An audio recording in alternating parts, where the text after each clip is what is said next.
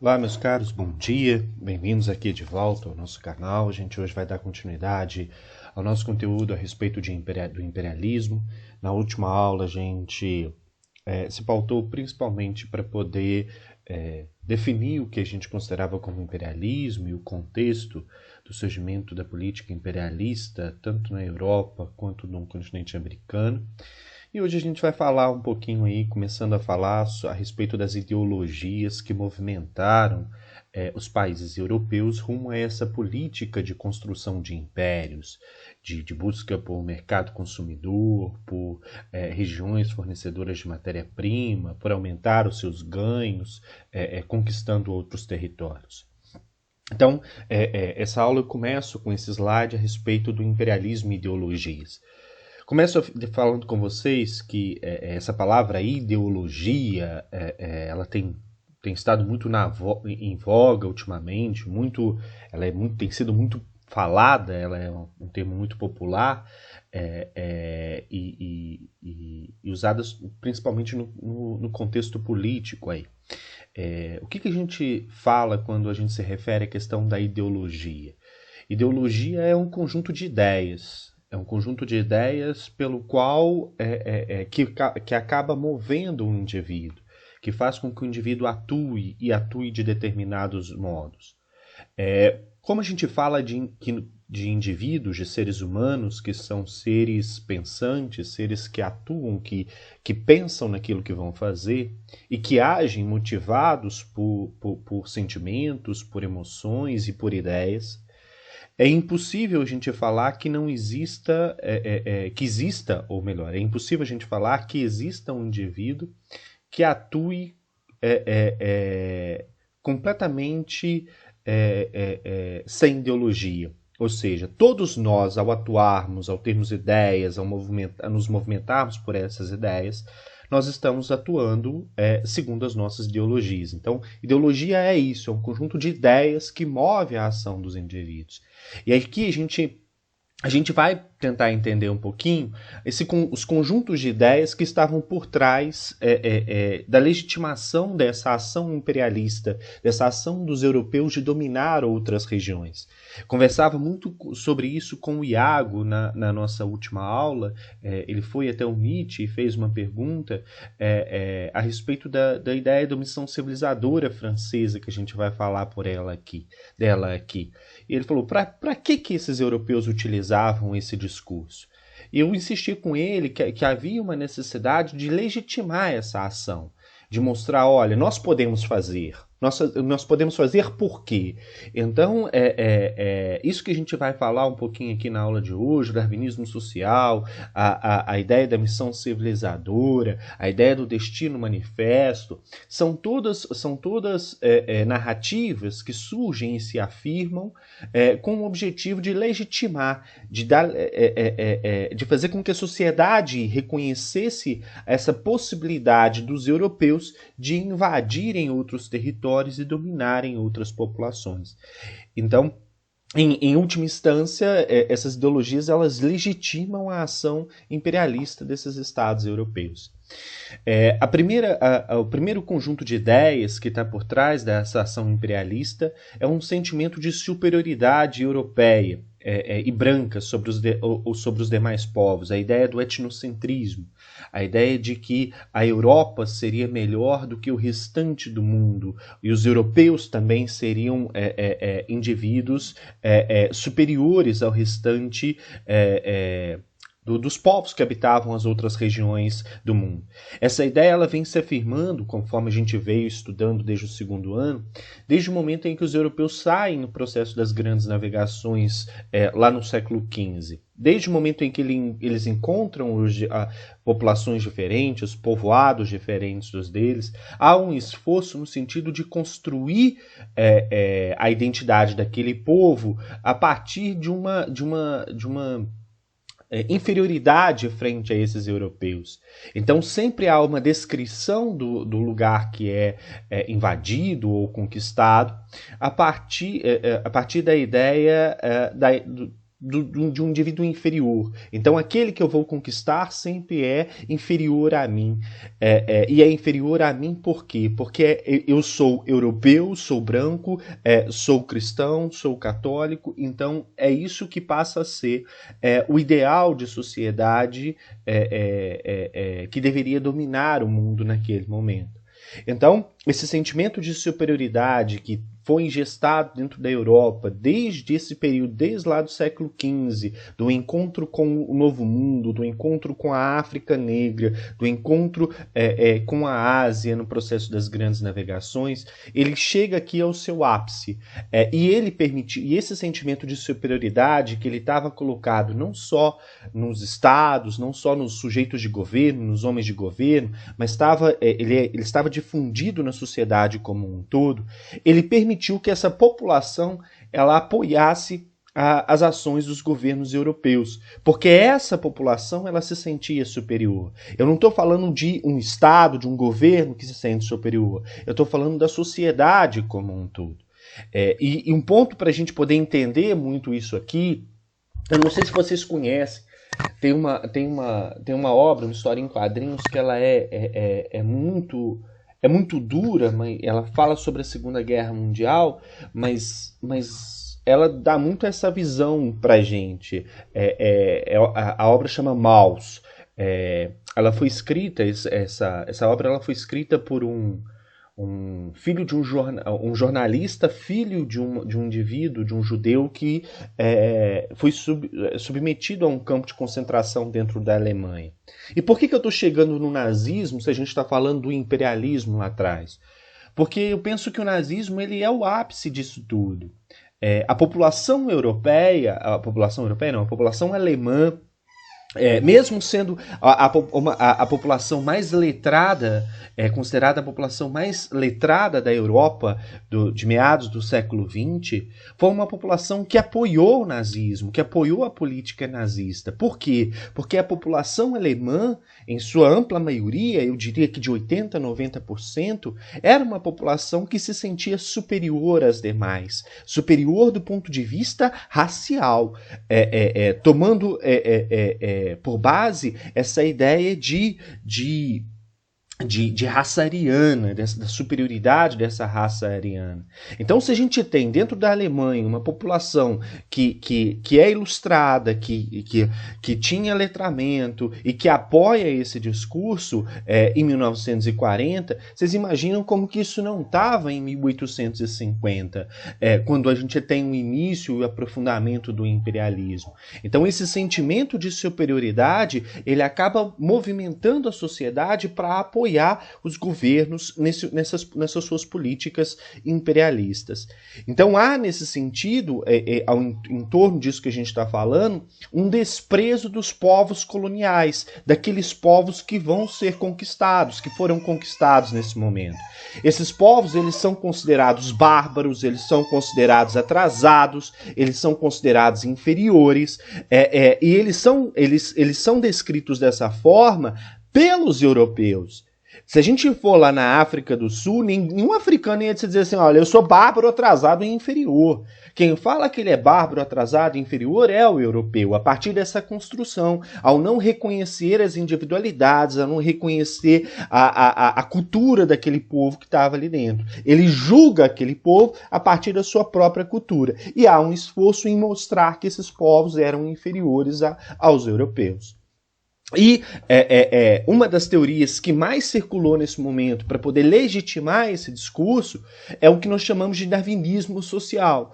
O darwinismo social não foi uma ideia forjada pelo Charles Darwin. Foi uma aplicação da teoria do Darwin no campo social, que foi feita principalmente pelo Spencer, pelo Herbert Spencer, que, se eu não me engano, era inglês.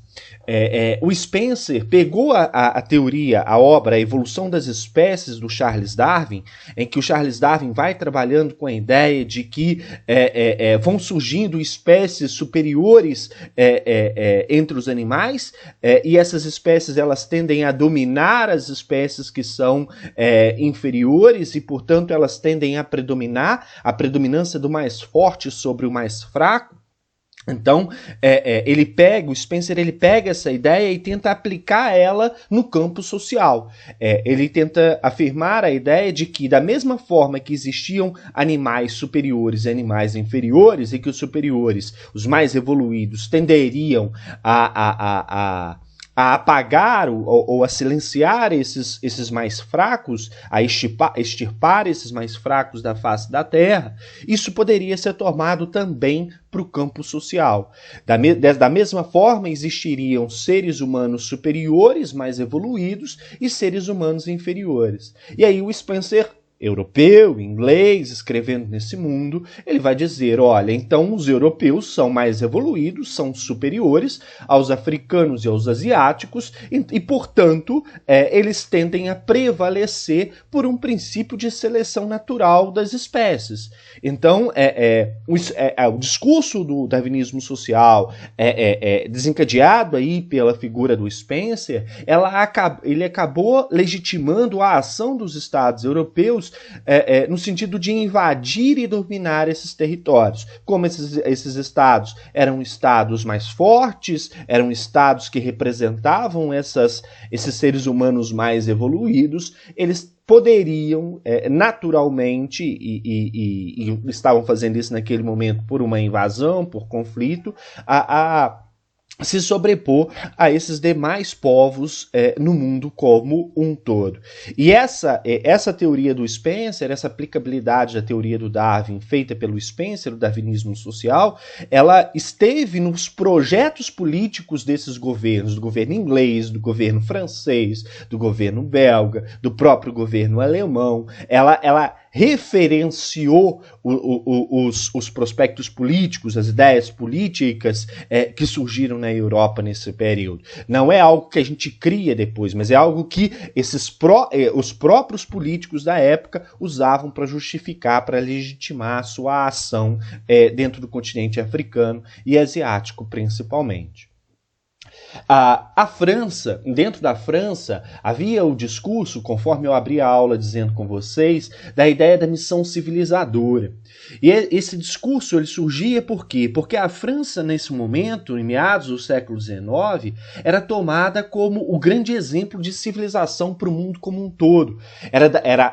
Foi na França que surgiu os principais ideais que movimentaram a Belle Époque, a época bela, o ideal do burguês, o ideal de sentar numa cafeteria, tomar um café, a forma de se assentar à mesa, a forma de se vestir e de se portar, a forma de falar em público. Então, a França era vista como o berço dessa civilização, o berço desse conceito de civilização cunhado naquele momento.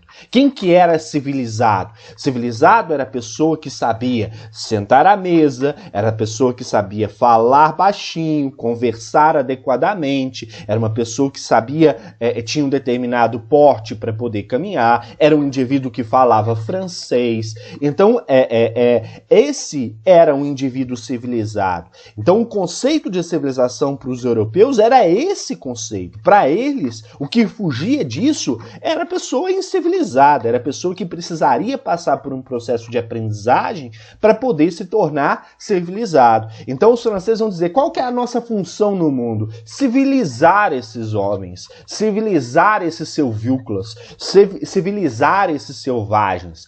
Então, segundo essa ideia da missão civilizadora, os europeus eles tinham essa missão de civilizar o mundo como um todo, de civilizar os povos civícolas, de civilizar os povos selvagens. E se essa era uma função, essa era uma o destino deles, eles iriam fazer. Então, associado àquela ideia de que a Europa era superior, de que os europeus eram uma raça superior aos demais povos, a gente tem essa ideia de que a própria cultura europeia também era superior e que havia necessidade de fazer com que as outras pessoas aprendessem a viver e a se portar como os europeus se portavam. Então, a gente acaba tendo com isso uma justificativa para alguns povos invadirem territórios como a África e a Ásia. Como é o caso da Inglaterra, que dizia que o fardo do homem branco, o fardo do europeu, ou seja, era dever do europeu invadir essas áreas, dominar essas áreas e civilizar essas áreas. Repare que essa ideia do fardo do homem branco, ela não pressupõe a ideia de direito, mas ela pressupõe a ideia de dever. É nosso dever fazê-lo, porque naturalmente nós somos superiores, então naturalmente nós temos que dominar. Gente, por favor, eu estou usando o discurso da época, não quer dizer que eu concorde com esse discurso, pelo contrário, eu discordo completamente do que eu estou falando aqui, mas a ideia que movia esses homens era essa ideia, de que eles tinham um dever de explorar e administrar essas terras fora da Europa, a África e a Ásia. E nesse caminho de ideologias que movimentavam a ação imperialista desses europeus, a gente tem um conjunto de ideias que move a ação dos Estados Unidos, que moveu a ação dos Estados Unidos, que também entra nessa disputa imperialista no século XIX, e que move os Estados Unidos até os dias de hoje. E essa ideia ela tem que ficar muito, muito bem desenhada aqui, porque vocês vão precisar dela na vida de vocês para poder entender parte dos discursos que vêm da política norte-americana para o mundo como um todo, que é a ideia do destino manifesto. O que seria esse destino manifesto? Olha a palavra, olha aquele termo bonito, lindo, maravilhoso, destino manifesto. Destino é aquilo que já é predestinado, é aquilo que já está marcado, é aquilo que vai acontecer independente da sua vontade.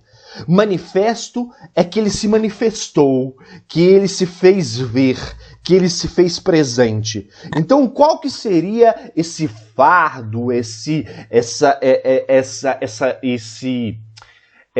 dever que se fez ver para os norte-americanos? A defesa da democracia. Por que os Estados Unidos tomam isso como um discurso, a defesa da democracia e da república?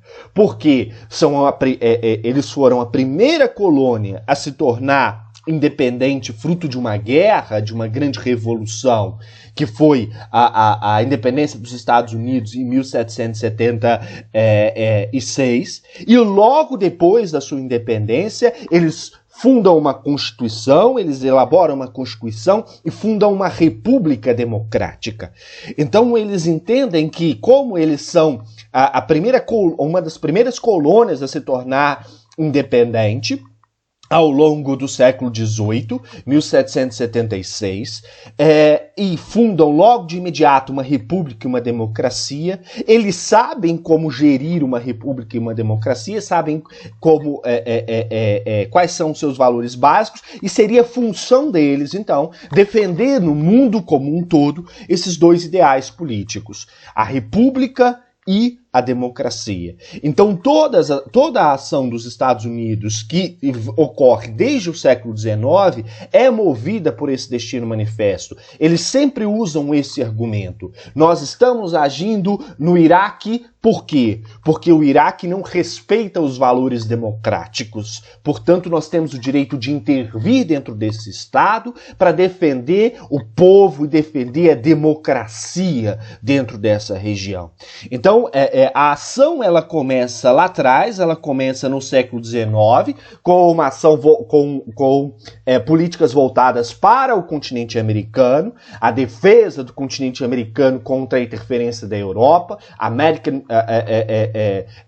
América para os americanos, a ideia de que a América teria de se tornar independente, a defesa desse discurso da democracia. A gente pode ver isso no discurso do Trump para com a Venezuela, hoje em dia, por exemplo. tempo, ele afirma todo o tempo que na Venezuela há uma ditadura, portanto há necessidade de intervir, de movimentar dentro daquela sociedade para garantir os direitos democráticos dentro da sociedade venezuelana. Então, no fundo, o que move esse discurso, o que move essa ação é essa ideologia, esse conjunto de ideias que surgiu lá atrás, que movimenta o imperialismo norte-americano.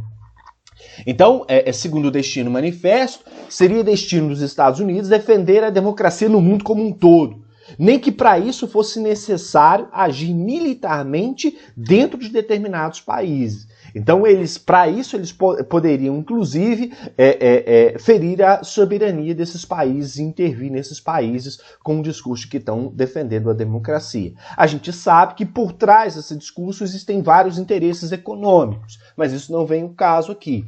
O que a gente está estudando, o que a gente quer entender, é o que move a ação desses indivíduos, é esse conjunto de ideias que move a ação desses indivíduos. Aqui a gente tem uma imagem que ela é tomada como essa ideia, por essa ideia, uma pintura, que representa essa ideia do Destino Manifesto. O Progresso Americano, de 1872. Essa obra foi feita por John Guest. Essa imagem que vocês estão vendo ao centro, essa alegoria ao centro aí, essa mulher que voa, seria esse destino que movimenta esses homens. Esse destino que leva o homem a empreender, que leva o homem a adentrar para dentro de um território, a fazer esse território prosperar e, sobretudo, a fazer esse território prosperar respeitando os valores democráticos. Então aqui a gente tem essa alegoria do Destino Manifesto sendo representado nessa imagem. Um fator importante nesse mundo que a gente está estudando e que a gente não pode perder de vista é aquilo que a gente falava na nossa última aula, que além de todo esse conjunto de ideias que legitima a ação desses estados, há uma consciência, e isso era uma consciência muito clara no mundo político europeu do final do século XIX, entre os chefes de estados, de que se eles conquistassem um território e conquistassem mais riqueza, eles seriam melhor respeitados dentro desse mundo político europeu.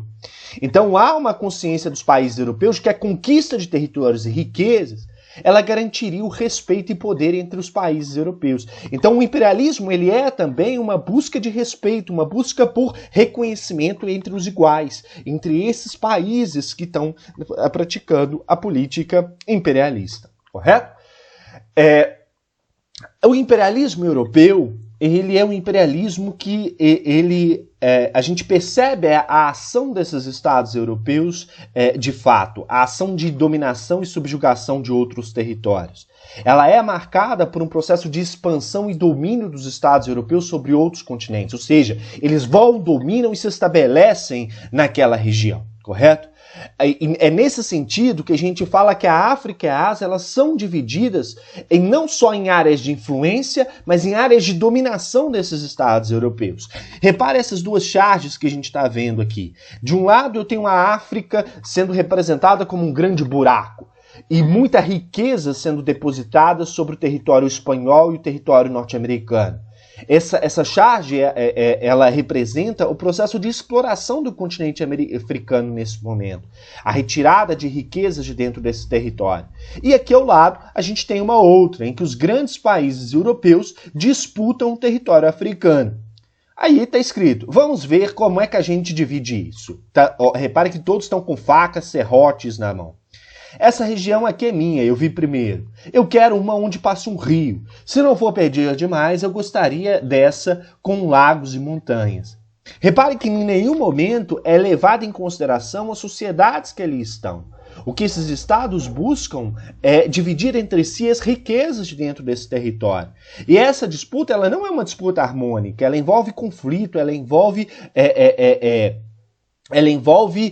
rixas entre esses estados europeus. E ela esteve na base de gestação da Primeira Guerra Mundial. Nesse contexto, nesse momento de divisão do continente africano, quem saiu na frente, quem foi o primeiro país a promover, a conquistar território, foram os franceses. Os franceses foram os mais ávidos no processo de conquista militar, aqueles que primeiro se envolveram em guerras e conflitos de disputa desse território. Como eu disse para vocês, quando a gente começa o século XIX, a gente só tinha 3 áreas na África que eram dominadas, que era a região de Angola, a região de Moçambique e a região aqui de Guiné, que eram regiões que eram fruto do processo de colonização portuguesa do século XV e XVI. No final do século XIX, somente 2 regiões no continente africano eram independentes e daqui a pouco a gente vai falar a respeito... Vamos falar de uma vez, né? Já estou aqui. Quais eram essas regiões que eram independentes? De um lado, eu tinha a Etiópia. A Etiópia acabou se tornando independente, ficando independente desde o século XIX, porque houve uma reação muito grande do exército que do local ali contra uma ação da Itália na década de 1890. Então a Itália não conseguiu dominar essa região. E o outro lado, o outro país que era independente foi a região da Libéria, que era formada por negros que tinham voltado dos Estados Unidos. Então acabava contando com uma proteção dos Estados Unidos e acabou não sendo dividida em nenhum desses estados.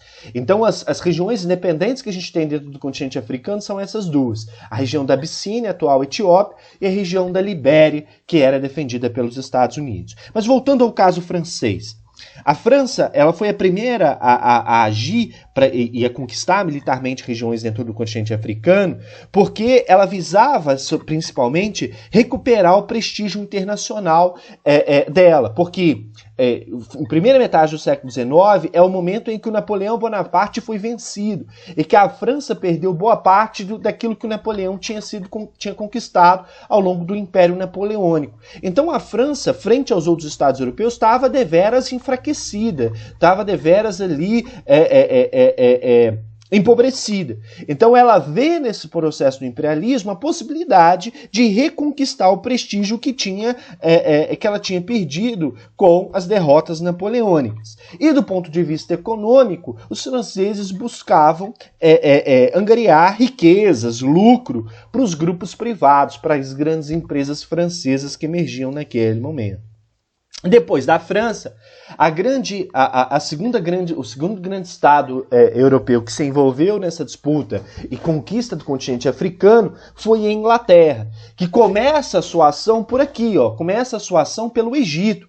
O Egito, até a segunda metade do século XIX, ele pertencia ao Império Otomano. Ele era uma zona de influência do Império Otomano. Só que ao longo do século XIX, o governo egípcio, o príncipe egípcio, ele fez um esforço no sentido de fazer um canal aqui ligando o Mar Vermelho ao Mar Mediterrâneo, para permitir circulação comercial entre a Ásia e a Europa, entre a África e a Europa, o famoso Canal de Suez. Para construir esse canal, o Egito gastou muito dinheiro, gastou muita riqueza, porque, vocês imaginam, é você ligar um mar ao outro, é você abrir um canal ligando um mar ao outro. Mas, ao mesmo tempo, sabia-se que depois que esse canal tivesse construído, a quantidade de riqueza que ele ia gerar era muito grande, porque você teria ali a circulação de muita mercadoria, a cobrança de impostos, a cobrança de divisas. Então foi um esforço visto como um investimento a longo prazo. Só que acabou por zerar os cofres públicos egípcios. Então, em 1870, o Egito começa no esforço, e aí vai vir principalmente da atuação de um vice-rei egípcio, de um governante egípcio que era membro de uma companhia egípcia, a Companhia do Canal de Suez, que foi responsável pela construção do canal. Ele começou a vender ações da empresa. E a Inglaterra comprou essas ações.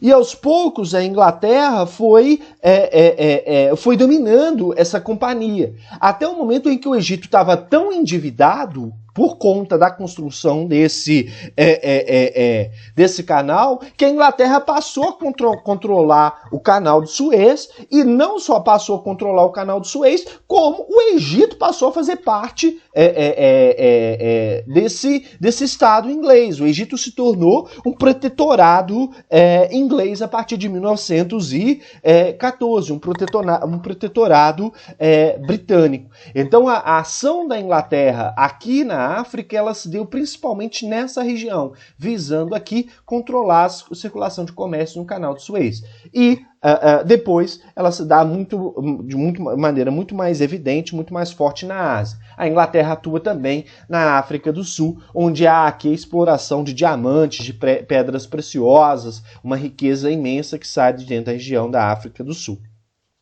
Para além da França e da Inglaterra, a gente teve também, dentro do continente africano, a atuação da Bélgica. A Bélgica, ela começa o processo de exploração do território africano com a ação de um dos seus reis,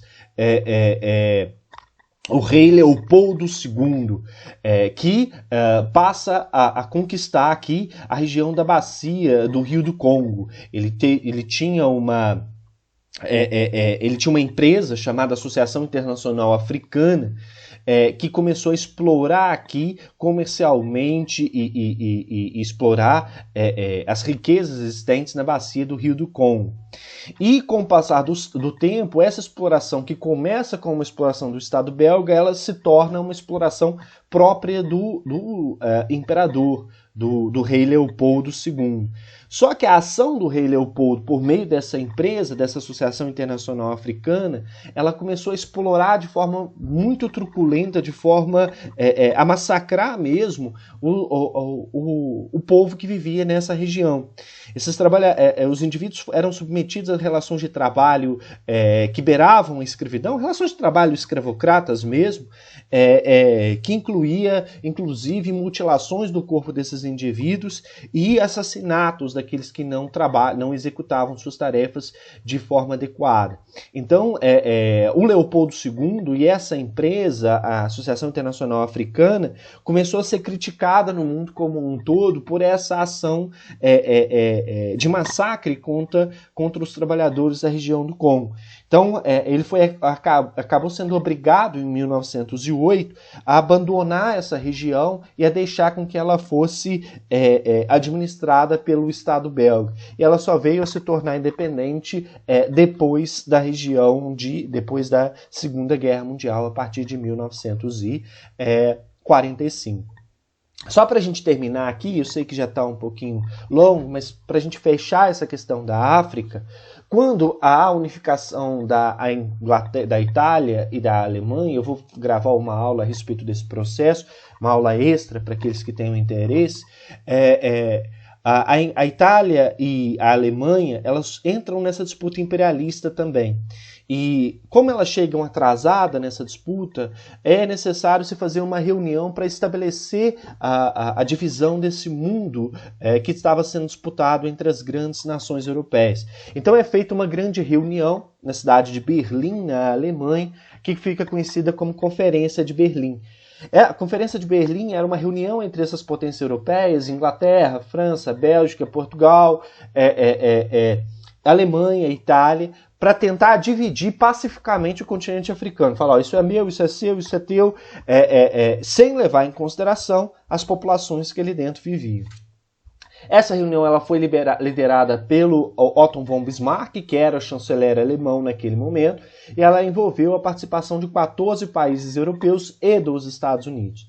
E a partir do momento em que foi institucionalizadas as áreas de influência e dominação dentro do continente africano, pela Conferência de Berlim, ou seja, depois da Conferência de Berlim, toda e qualquer anexação de território no continente africano deveria ser comunicada imediatamente às outras potências. Então, se um país anexasse um território e falasse isso é meu, ele precisaria imediatamente avisar os outros países que participaram da Conferência de Berlim. Então, a Conferência de Berlim ela legitima essa separação do continente africano pelos países europeus. Em nenhum momento esses países europeus levaram em consideração as identidades étnico-tribais existentes dentro da África. Juntaram povos de etnias diferentes, dividiram o mesmo povo entre dois estados. Isso acabou gerando rivalidades internas e guerras civis internas dentro dos estados europeus que surgiram pós-imperialismo.